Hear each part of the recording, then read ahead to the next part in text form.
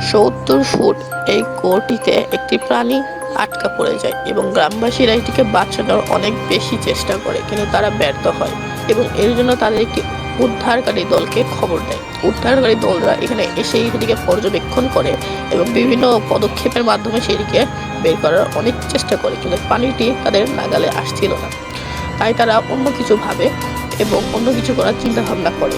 তাই তাদের মধ্যে থেকে একজন উদ্ধারকারী সদস্য নিচে নামে একটি সিঁড়ির সাহায্যে এবং সেই দড়িটি দিয়ে এই প্রাণীটিকে সে দড়িতে আটকানোর চেষ্টা করে এবং সে পারে এবং তারপর আটকানোর পরে সে সেটিকে উপরে নিয়ে যায় এবং সে উপরে উঠে আসে এবং তারপর যখন তারা দেখে এটি অন্য কিছু নয়, একটি হায়না, তখন তারা শক হয়ে যায় এবং বুঝতে পারে খাদ্যের অভাবে সেখানে এসে গেছিল।